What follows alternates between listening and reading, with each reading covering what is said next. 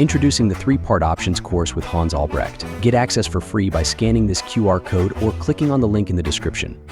Hey, greetings, everyone. Welcome to Macro to Micro Options Power Hour. I'm Samantha LaDuc, founder of LaDucTrading.com, joined by Hans Albrecht, our options mentor extraordinaire. And we are coming today on FOMC day, which was no change as expected. The market barely moved. And it's also really in the summer trading lulls before the market is closed tomorrow. And then we have kind of weekend risk building. So yeah, war changes everything. And we're not here talking about geopolitics or picking sides, anything like that. We're trying to size up the macro event risks coming in at the same time. At the same time, the market has been holding steady despite Iran-Israel war. It's not a conflict. It could actually pick up into more regional stress and, of course, U.S. involvement, which is a very unpopular idea. So we have a situation now where on Sunday, I wrote a client post probabilities into 3 buckets, right? Hopeful, truce, which is what the market is still pricing in, kind of like the trade deals, or troops, which would be very negative for risk assets, or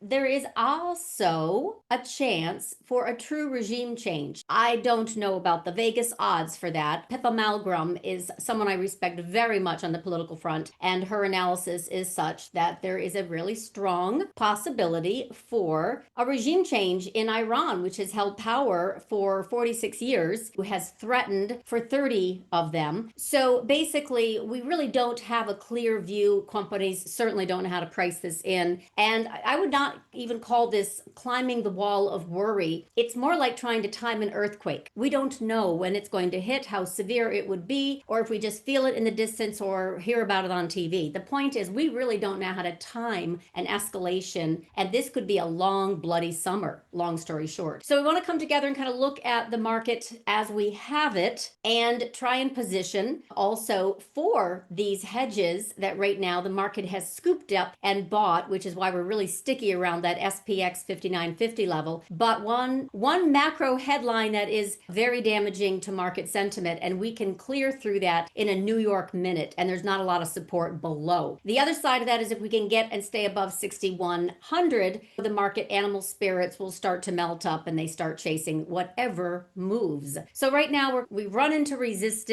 and we have definitely started to fade sideways, but we have not rolled over, and the Fed did nothing today to change the trajectory of rate cuts or really their opinion about inflation or employment. So we're looking for stuff. I'm going to turn it over to you, Hans. What do you see in the marketplace right now other than waiting for something totally wicked, awesome, good to happen? Otherwise, we need to plan for some downside risk. The glass seems to be half full.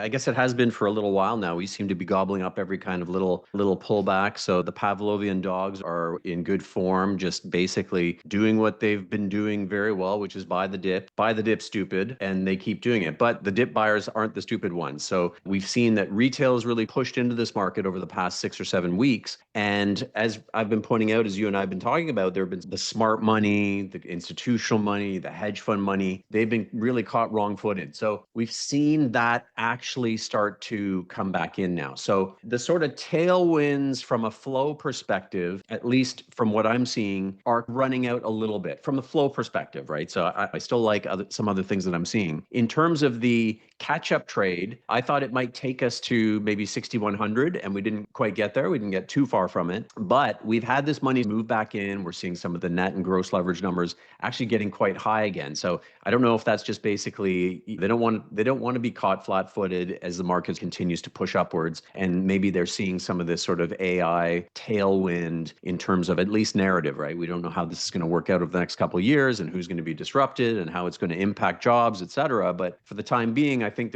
everyone's gotten back on board again. There's probably still a little bit of room to the upside, and they're hedging themselves. We see some of that put skew really steepening up again. So the idea that you're going to get long, probably a lot of stock replacement. People have been buying some in the money calls, out of the money calls, trying to play that further upside, all the while playing a bit of downside, playing with some protection to the downside. That's pretty typical of a sort of market that's getting closer to those highs again. So very interesting to see everybody get back in, but it almost gives me the sense that now the market, right? We talk about flows a lot. We talk about gamma and vana and all these sorts of things that are pushing things around underneath the surface. Maybe it's above the surface. Maybe it's more important than even some of the more traditional things that people have watched. So these things have the ability to push markets around. Now that we've had those things play out to some extent, there's still some of that vol targeting, some of these things, they're always going to be involved. But maybe we're at a point where we're staring the market in the face now, not having those tailwinds anymore and saying, okay, now fundamentals have to take over. We need growth to continue. We need some other spark to get us going again. That sort of short covering has happened. And I think it's interesting. I don't know, I'd love to hear your views on Powell today, because it was maybe a little bit dovish in spots. And I think that's interesting. He's just looking at things underneath his chin. He doesn't really prognosticate too much. I think he's getting it wrong. I think he could have cut. And I think what was interesting, if we look at the Fed funds futures, I think it took July a little bit off, but solidified September. So in a sense, it's a bit of uncertainty out of the way, right? So if you look at how they reacted, the future sort of said, they went from, we don't really know when they're going to start cutting, to we feel better about not here and better about it starting to happen maybe in September. So that's taking uncertainty away. And rate cuts are probably going to be positive, at least initially. And then I think rates are going to plunge at some point. I think they have a lot of deflationary forces. Anyway, back to you, Samantha. It'd be great to hear your views on that. Consensus is growing that rates are going to plunge. I'm not in consensus. So I understand that Powell, his days are numbered. It's May of 2026. And today Powell was once again browbeating him, called him stupid so many times in a 5-minute interview, I couldn't keep up. It was embarrassing. That's not really how a country is supposed to be run, as it's bashing our monetary leader. So he didn't take the bait, though, eh? He didn't take the bait. So he took the high road, which is pretty typical. He is actually. How can you? What do you even say to that? How do you take the bait? How do you even respond to that? It's so crazy. I'm going to hike. But okay, so Trump is out there talking about, this is very important. He's talking about the Fed should cut rates by 100, 200 basis points. And so that that's why the Treasury can't term out the debt. Let me explain that. Two things. First of all, why does Trump desperately want Fed to cut? It's because of our enormous fiscal spending. So the budget reconciliation bill that's in front of the Senate right now that passed the House, and it's a nightmare as it relates to more. So it's all gas, no brakes, which is why Elon came out, killed Bill. Massey's trying to stop. Anyway, the point is, the reason is because under Trump, we have had an explosion, not a surprise, but we have had an explosion in the budget deficit. So it hit $316 billion in May, the third largest amount in history, as much as he likes to bash Biden. By the way, Biden was horrible with this too.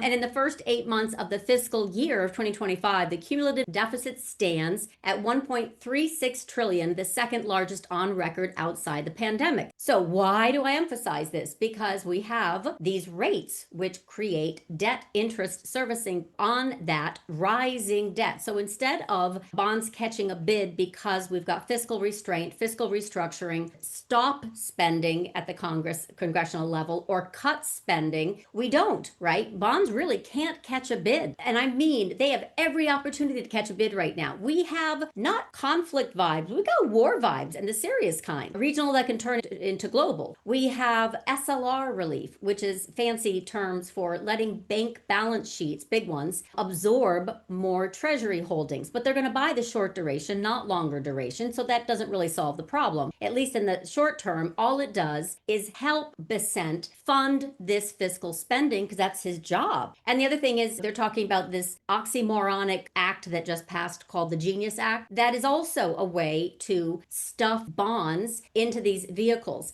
But the problem isn't that they can't come up with very creative solutions to deal with demand. Foreign holders are tepid in their demand and or selling. The problem is the supply that is still coming because of the numbers that I just told you. So the budget deficit, third largest in history this past May. First 8 months of the fiscal year, the second largest on record outside the pandemic. That's Trump. So of course, what is his only avenue? He really has control spending at the congressional level. And by the way, we're going to talk about shutdown risks or rescission risk, which is in lieu of shutdown, he can actually force some archived law that he could bring out. Short of getting Congress to have some self-restraint, the other option is beat Powell to a pulp, right, to cut rates, which is not responsible. This is running it hot. So it makes no sense. We have no reason for the Fed right now to be proactive. And by the way, their nature is reactive. They want the data. They don't have the data. Trade wars are inflationary. Military wars are inflationary. And the last but not least, another way to force rates down is recession or a growth scare. Military war is definitely a growth scare. We have earnings that contract, and then we have jobless claims that start picking up higher and higher, and then we have a recession. So his approach, Trump's approach to beating up Powell, does nothing to affect the goal of lowering yields. Nothing. And in fact, the last time that Trump did this, it did work in 2018 before he did a government shutdown, which was a different story. But for right now, I think that the rate cut mantra that the market is just glomming onto is massive noise, and it completely obscures the signal that is strong and loud siren of too much spending, full stop. It's not a demand issue, it's a supply issue. And that's what Trump's not focusing on. And that's why bonds are not catching a bid. So I don't think Powell's going to back down. I think if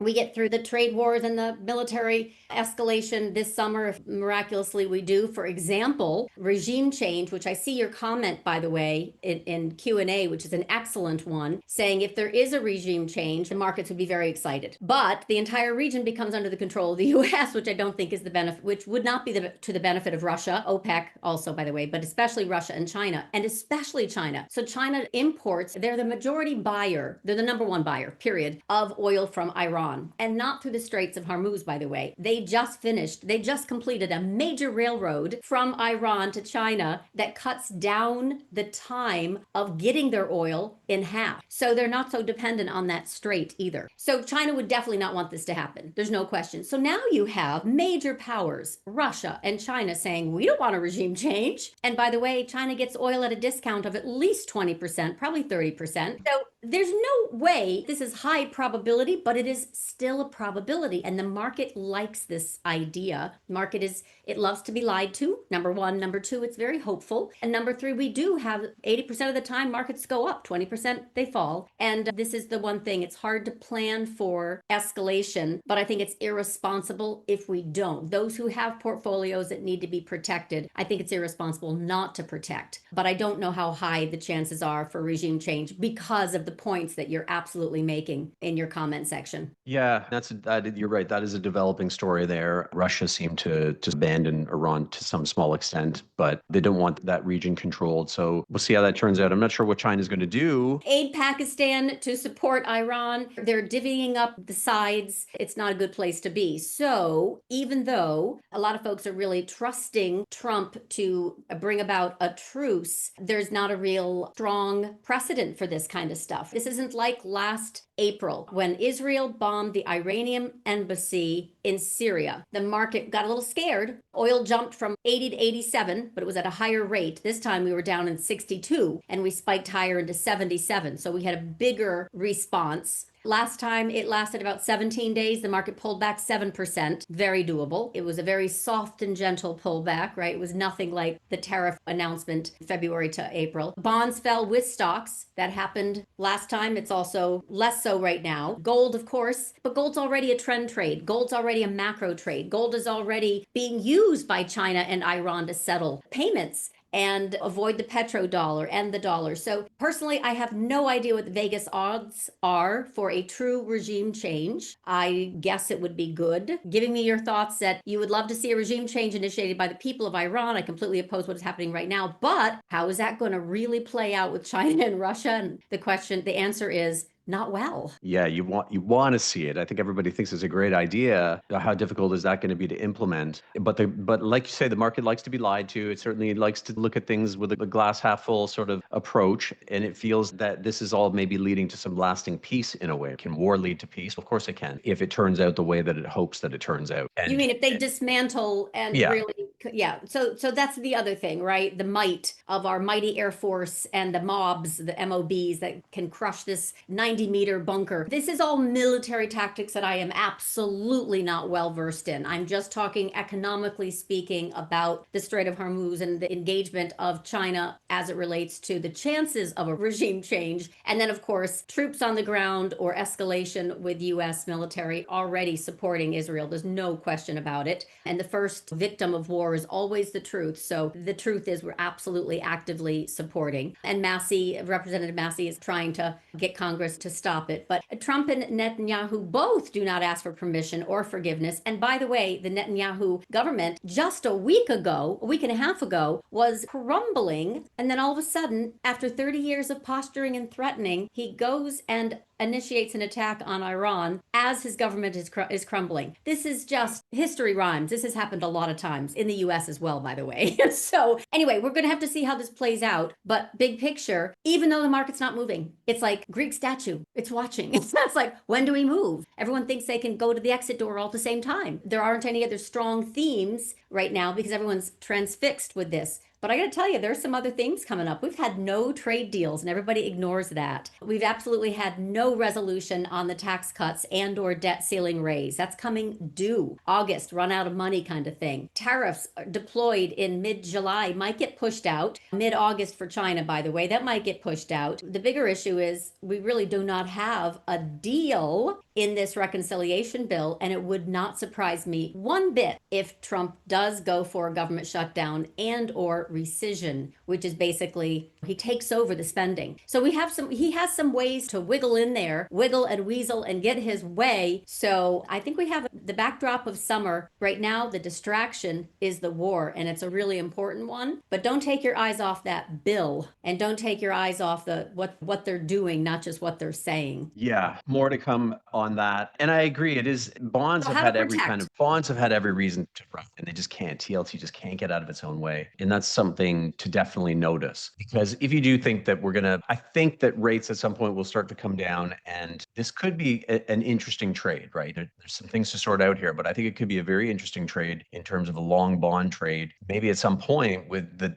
deflationary forces, AI, efficiency and productivity and all this stuff. And what is it? Digital twins. Now I was telling me about this. I don't know who does it, but digital twins. So as a CEO, you can have 3 more of yourself, digital twins. And those can go out, and it reminds me of a Calvin and Hobbes comic that he does where he creates clones of himself to do his homework. Then there's all this force, the clones start arguing with each other and all this funny stuff happens. Now you can create these digital twins and have versions of yourself go out and meet with people and take meetings, and then they all get together at the end of the day. And this is just getting completely wacko out there. So there's this promise, which I think is helping to keep a little bit of a bid in markets and maybe our heads in the sand to some extent versus with regards to what's going on geopolitically. And so that's the way it is. So it's really been a buy the dip. There was an interesting chart I saw the other day that was just talking about how it's just been ever since Greenspan, we just had this incredible buy the dip kind of market. And it just feels like that the Pavlovian dogs again have just been trained over decades to just keep doing this. I think technology is one of those things that kind of keeps coming back to get people a little bit excited. And so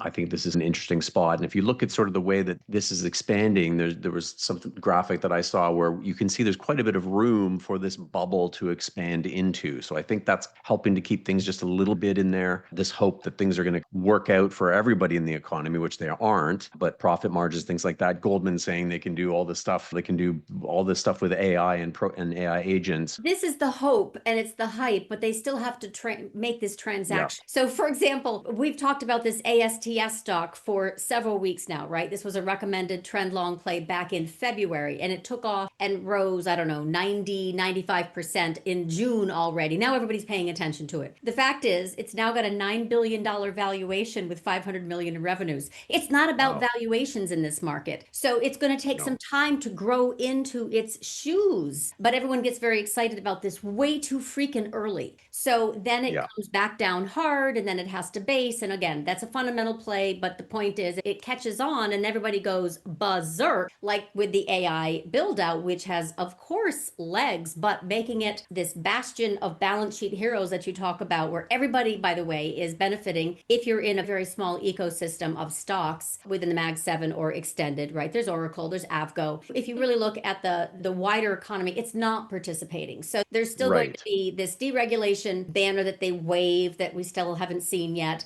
and productivity gains and wage gains, which, by the way, I track what they are putting out. It's not real.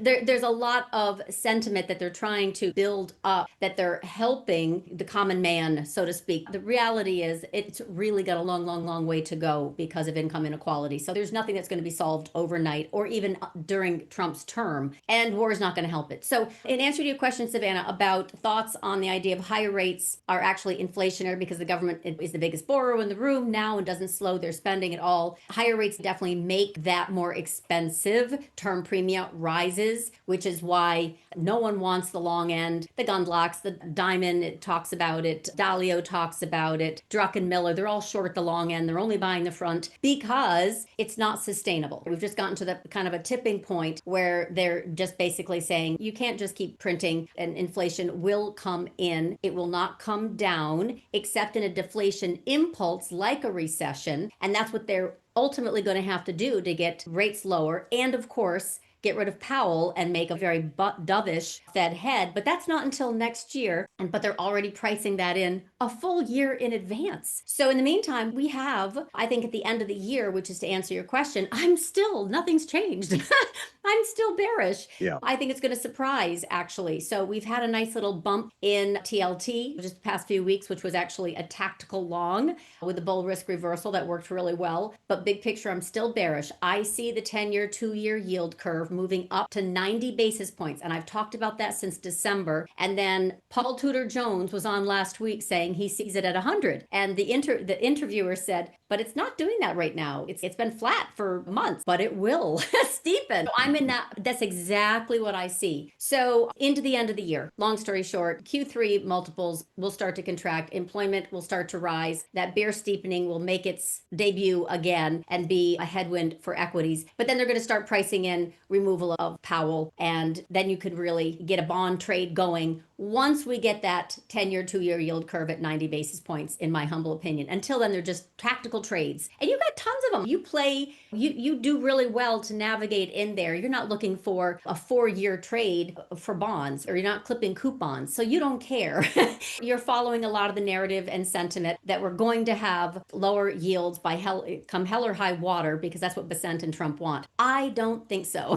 So that's just my macro take. Yeah, and I think you can test the waters, right? Like I think some people get out there, they get an idea, they get excited, and they go all in, they go full port. You test it out, right? So I add a little bit of TLT, and I'll wait and I'll see if it starts to give me those technical signals. For example, I added a little bit of Goldman Sachs, and so I think those are going to be interesting stocks. I think we start to see in this sort of AI phase, we start to see a lot of deals, we start to see a lot of IPOs. I think they start to do well. I think they have a lot of those other Trump positives that are going to come, regulatory capital issues that are going to improve some of the metrics. So I think they're in the right place. Unless we get into a bad recession, I think they're starting to position well. I added a little, but then I start to add as it starts to get better, right? So today I actually added more. It's starting to shape up. And I had one student ask, how do you know that you're decent at getting on these trends? And I said, I just dip my toe in, and that keeps me emotionally invested, right? And then I'm watching, and it starts with a story, and then it has to be supported by the technicals. And there's a great old saying about a good trader knows how to add to a good trade, right? Add to a good position. Whereas most people are good at getting the heck out of good positions as fast as they can, because it's like money in their pocket, and they just can't wait to put it in their pocket. Yet we sit on bad positions and we ride them down to zero. So of course we're all guilty of doing that to some extent, but it's the complete opposite of what you should be doing. And so you just have story supported by technicals, supported by movement, and then perhaps relative strength ratios, things like that, where you start to see that industry start to maybe outperform. Financials have not been doing well. I want to see a bit of support from that side of things. So you have to look at things like that. So for example, right now, staples are really in the basement, right? So staples are probably due. So I can see growth. It's had such a good run. I can see that kind of maybe just run out of steam a little bit, although I have been adding some upside in a few things like Palantir and Snow and some stories that I like Reddit, which has been doing great lately. Oh my Finally, goodness. my Yep. goodness, finally, because Reddit's been this crazy story where it can go either way, right? Are they going to get completely disrupted by AI because everyone just goes to AI for their answers? But the answers come from real people, real data, real conversations. So what they have is very valuable. There's going to be a premium put on actual real community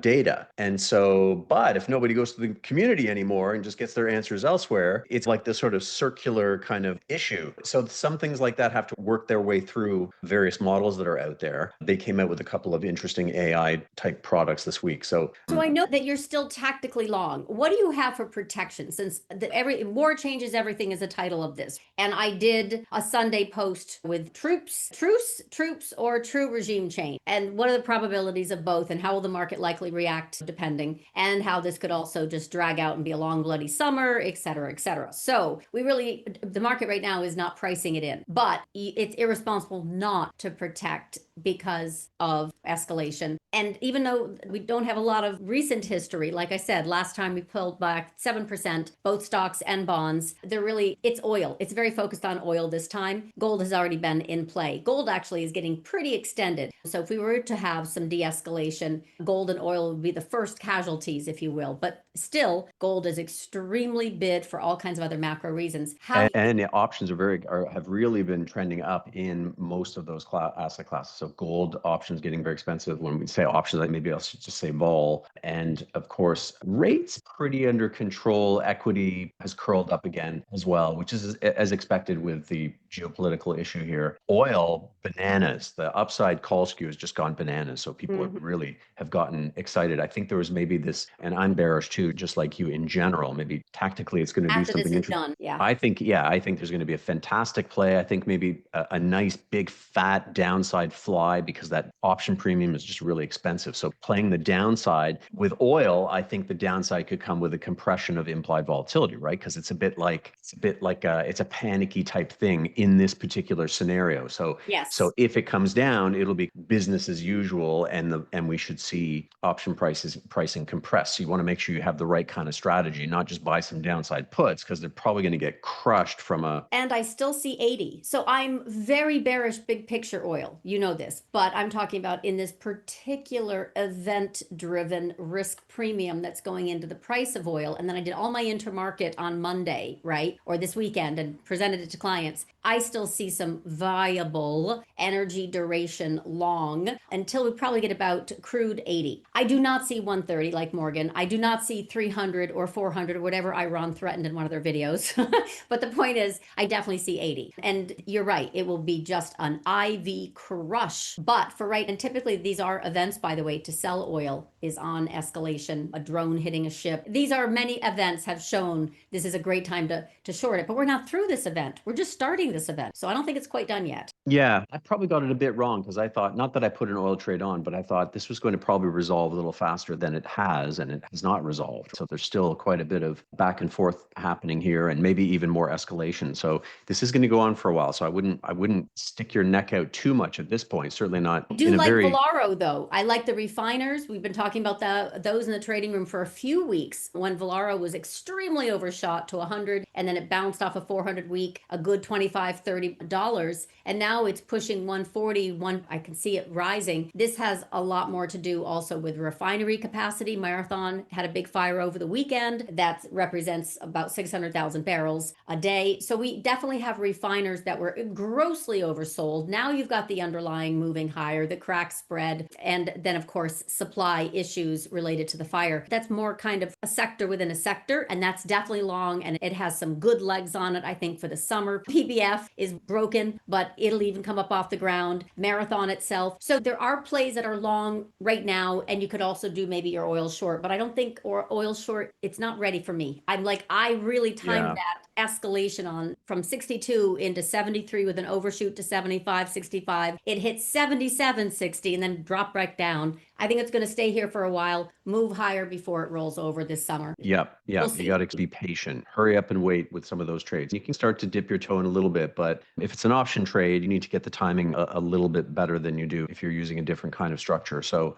playing some things and playing some drone stocks and things like that, like the RCAT, which I know you Yes. know as well. Yeah. They did an issue. Now, the good news is I got out of my stock. I held on to my calls. So they're a little bit toast at this point, although they have a long duration to them. So I have time, but they did a big offering. And so it's come down a little bit. So it'd be interesting to see if that starts happening more in technology as well. Like some of those companies like to sell They're still stock. hot. The quantum space, the drones, the air taxis, the nuclear, they're still hot. They're nuclear. What I just did a write up, a client update on that today, actually. It way extended. Like the ASTS is way extended. Yeah. When the momentum crowd, it's like sharks, they smell blood in the water and they go for a CCJ, which is the most boring company.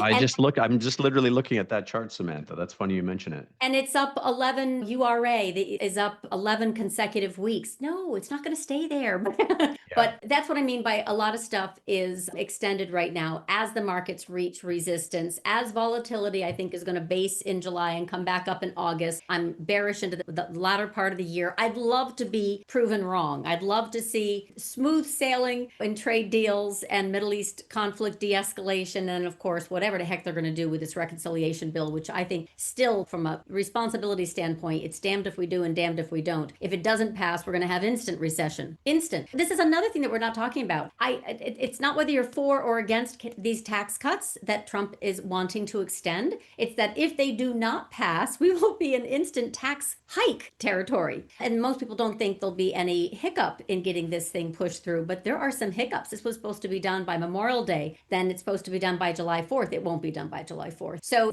there's way too many now detractors and it's barely treading water. So anyway, I'm watching that at the same time everything unfolds. And The market has faith. The market has faith. But your XLF or your Goldman, I understand why you're bullish Goldman, but I'm actually bearish XLF.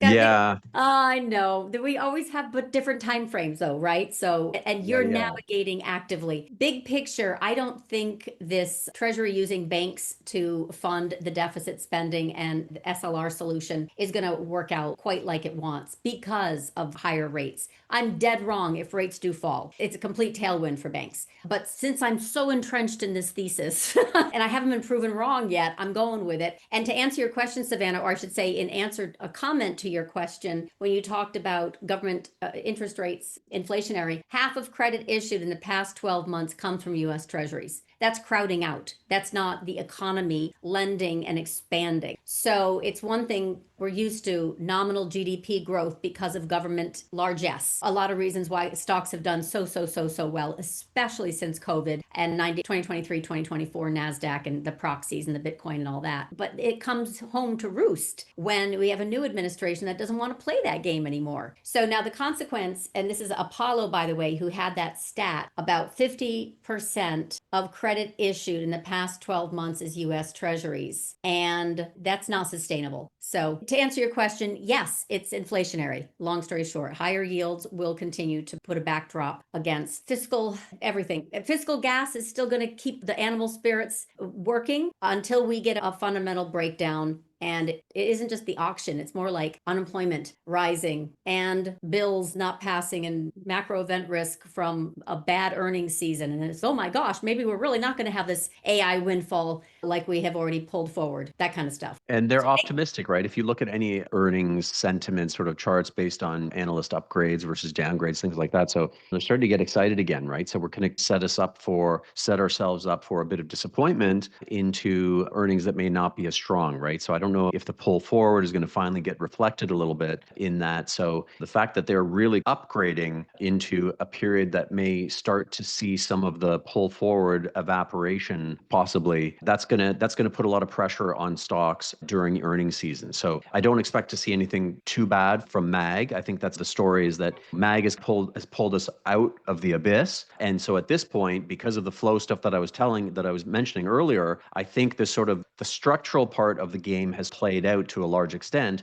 Now we need to see something real. We need to see real earnings. And if rates are going to come down, that gives some hope to the broader economy. But if they're not, then that puts more pressure on MAG, and you can probably still hide in some of those things. AI, to me, I keep going back to AI, is like that. It's not even cyclical anymore, right? I think it's just going to be that important. So we may see, if we don't see rates come down, maybe we continue to see people push into moonshots and high flyers and the usual suspects, balance sheet heroes, as a place to be. This is where the money is being made, even despite the fact that they're spending all sorts of crazy money on fancy chatbots. But there's certainly some evidence that it's starting to be recognized as much more than a fancy chatbot. So it's going to be absolutely fascinating to see. I almost see it as there's going to be a kind of a honeymoon period where all these benefits are going to be to the detriment of employees. You can see Amazon came out again. They're like, yeah, we're going to be letting people go. They're not even quiet about it anymore. They're just saying, we're going to probably have to let a whole bunch of people go. So how much more of that are you going to see before Powell goes, oh, wow, that's interesting. Not that they haven't been firing in tech for years. Let's see how that kind of plays out, because 100% his focus is going to be on employment from now on. I don't see inflation really an issue. Already in the first 5 months of this year, it is almost double in job cut announcements than for the entirety of 2024. But it's not a surprise. We have government jobs that are shedding. Early Doge, he didn't get as far as he wanted to, but we still had government jobs and the ancillary 3 jobs for every 1 government employee that also went with it. And then, of course, there's some efficiencies going on right now, right? They're cutting some employment numbers here from big tech, but they're taking it up with AI, and they're making margin on that. So that's why that theme continues to work. But I did see an interesting, someone posted a whole bunch of screenshots about what's going on right now between Microsoft and OpenAI. There's some lawsuits coming in. So I didn't realize that.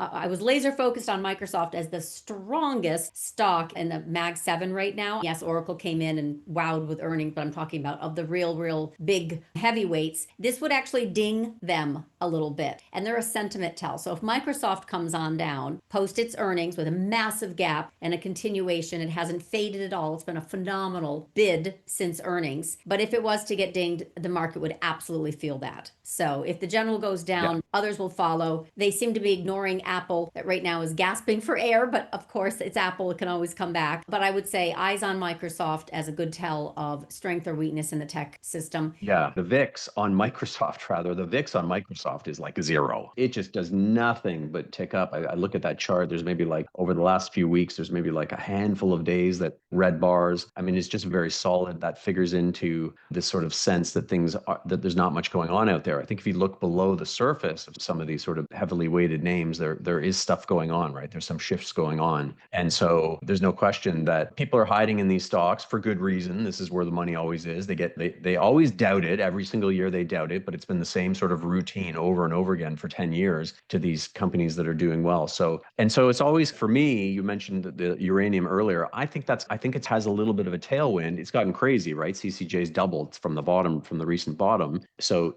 I think at some point we'll see a little bit of a recycling of some of those moves. But I'd like to, for example, that RCAT, I got out of that because I thought this is something that can end. Sure, you might think that defense spending is just going to continue and continue. There's probably some truth to that, but I'm not going to stick it out in a stock where I've had a really good gain. I'm going to get out of that. Now, with something like something more uranium, maybe modular uranium, things like that, I think if you do get that pullback, I think that's going to be get in and then let this play out over time. There's a reason big hyperscalers are aligning themselves with nuclear, because it's going to be that important. But you're right, things have gotten just extended. And I love to look at boring because it's so profitable. But what was my favorite at nuclear, other than CCJ and URA, which are since November, December 2020, but FLR, it's boring if you look at it. It's a diversified energy, industrial, everything, but it also has 50% of SMR. And SMR was the new cool kid that came in. So anyway, this is the one that was really oversold and has popped up like a daisy as well. Anyway, so there are lots of different certain stocks within sector rotations that are popular, but then they can also continue to trend beautifully. It's just an answer to Mike, your question about is the 90 basis point from the long end rising? Absolutely. And then 5% could definitely hit the economy, but I think anything above 4.8% in the 10-year, and the market's going to have a convulsion. So that's where they've intervened in the past. I know you've got the October 2022 and then again in November 1st, 2023, but I think this time we get and stay above 4.8% is where we really have issues. So this is why they're holding it in the Goldilocks zone. The Goldilocks zone is anything below 3.9% is trouble. That's when they came in 3.6% on September 18th and did a double cut, if you recall, and then that helped support yields and they rose. Also, when we had the bond and the credit crisis early April after the Trump announced the tariffs,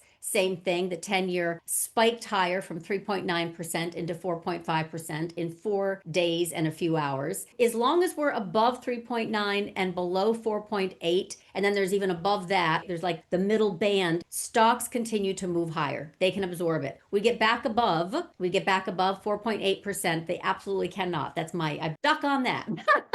Yeah, I agree. There's two things I'm watching right now for this particular sector that I'm liking. And so Yes, anybody who Fleur. knows me, so the 10-year, right? So if we start to see maybe a bit of softening in that 10-year, like you say, you don't want it to get too low, but a little bit of softening there I think is positive for the silly money. And I think if ARC stays above that 60 level, I think that sort of keeps us watching the silly money, which is in play. Now that could all unravel at some point. And at that point, I'd start probably adding some collars and hedges and things like that, because I don't like to do it while we're on the upswing. I want to wait for a little bit of worry out there before starting to add that. I know that sounds counterintuitive because the old saying is add insurance before the roof is burning. For policy intervention, because like I said, if it goes down to 3.6, they And stay. then they for step SPY, I in. think if you want to start hedging, I think you can do some pretty simple things. You can buy some really nice put spreads. I think you want to use spreads that the fix is very high. So for me, going back to some of the things I've been saying today, is I think for me, we've got relatively high option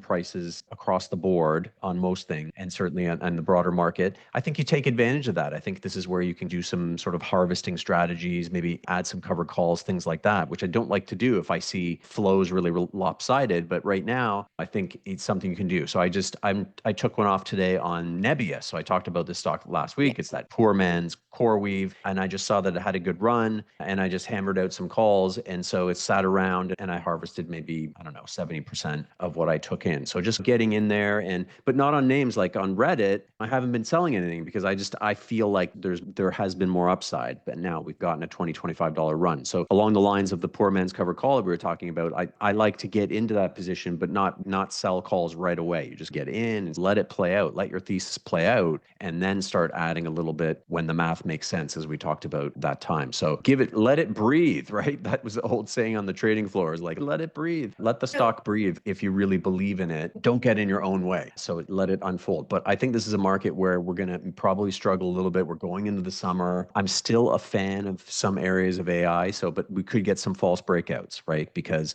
you really need that kind of tailwind of the money behind you. And at this point, a lot of stuff's very expensive and the broader market needs some more dovishness, right? And then we've got the war and all this other stuff. So it feels like everything's fairly priced, if I can say that. You might say overpriced, slightly overpriced, but fairly priced from the perspective of I don't really see too much pushing things one way or the other to a great extent. So it's a kind of spin your wheels kind of market at this point. We were at 22 times earnings at 6,000 back in January, and we fell down to 17, 16 times earnings and then got bid right back up. So we're right back up to 22. I don't know. That's pretty rich. The market doesn't trade on valuations, but the top line market, the SPY, is definitely right back where we were. So unless we have another really big impetus to get up and start moving higher, why? So I think we have to get through a lot of this summer slog and summer trading. Ellie asks a question: how do you protect? In other words,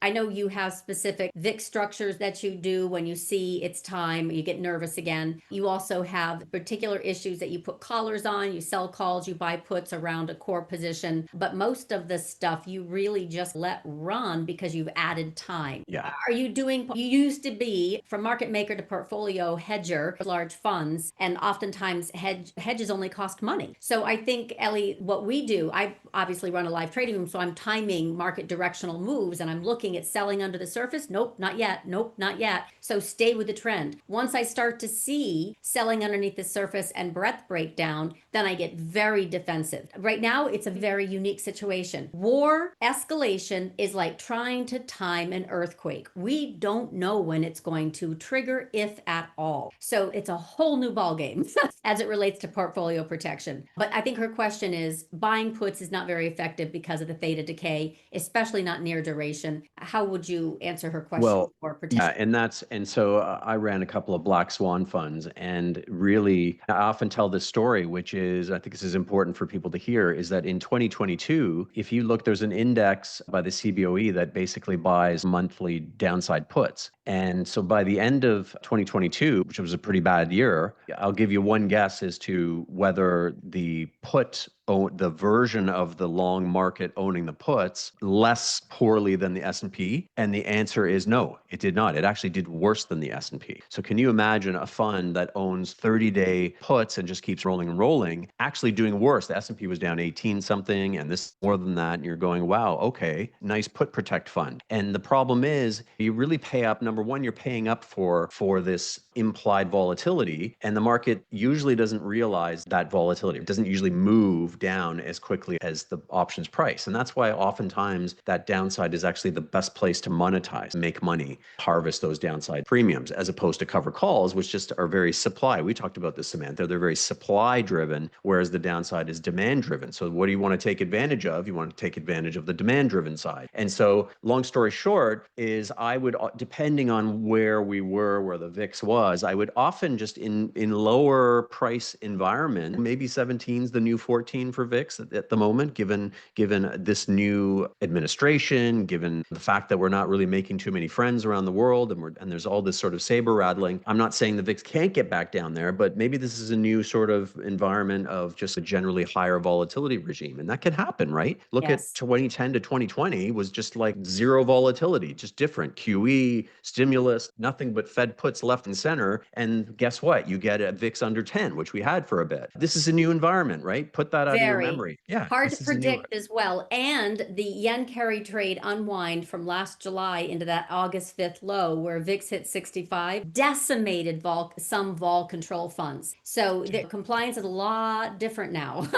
So you it's have hard. It's harder. So I think you have a really good thesis, which is we were down in the 10 area last year at one point. We haven't broken 16 for a while. I did, and Thomas is correcting me. He said, I don't think we're going to see 1550 because I had written that I would expect at the lows 1550 as an overshoot this summer. You never know. You never I know. don't know, but I can agree with you that 17 is the new 14, which was the new whatever 10. So in answer to your question, DJ, because I know we're going over a little bit. Yeah, basically, I would just say, Samantha, give yourself some time. That was the bottom line to that. Just give yourself some time. It's going to cost you more, but picking up these little cheap options that usually go to zero is not usually the way to do it. We're not talking about a week either. We're talking about September. When does VIX typically seasonally come into play? Absolutely August, September. And that is just you're working with the wind versus against it. In answer though to the question about liquidity, when does liquidity stop working? Oh, it's true, it will. When inflation takes over. So I've written about this a lot. I've talked with Jeffrey about this a lot. He's a classical economist and he is an expert in EM debt. So he knows something about fiscal dominance over monetary dominance. We are in fiscal dominance regime right now, which is what makes it dangerous, which is why the big macro funds don't want the long end, et cetera, et cetera. So long story short, we have had suppression of volatility, suppression of price discovery, suppression of rates, suppression of rate differentials with currencies as well. So because they keep doing the dollar swaps. So long story short, there really is a lot of policy intervention that comes in to keep the credit and the equity and the bond markets in check. And those dollar swaps are a really big part of it. So that's why I had to remember that one as well. So long story short, when they start to break down, and they haven't yet because they keep coming back in with some new technique, the Genius Act, the SLR relief, who knows, trade delays, trade tariffs delays, et cetera, then we have this situation where liquidity is not adding to the inflation picture. They can obscure and or hide. At some point, the inflation actually takes over that narrative. We're not there yet, probably within the next 2 years, however, and then it becomes a situation where liquidity only hurts us. It actually adds an incredibly inflationary backdrop. Like, for example, when you were talking about yields, a big yield drop, I don't think so. I don't think rates are going to fall below 3.6%. I really don't. There's just no. So I don't think we're going to, if I don't think we're going to get 10-year below 3.6% again for a while, I don't see it in the next few years. That just creates this backdrop of what is the upside. The upside is more likely for me. And if the upside is more likely, we get back above 4.8%, they will not be doing liquidity infusions, QE. They can't. It'll only trigger even more inflation, and then they'll lose that control. So right now, that's why I say yields are in the Goldilocks zone. That's why equities are still rising, but they lose that control over inflation. That's it. Liquidity will not help. It'll just hurt. So, and there is some argument, Yeah. I can't remember who was talking about it, but there's some argument that maybe the existing inventory is starting to deplete in terms of the pre-tariff inventory. Now that you may see some pricing effects for the goods that are now more expensive. I don't know how true that is, and I don't know how much companies are absorbing. They do seem to be absorbing a little bit. We'll see about that. We will see in Q3. It'll start in Q3. That's my baseline bet from a pricing. You're right. It's going to be an interesting second half of the year. I think 100% that's with it. the AI,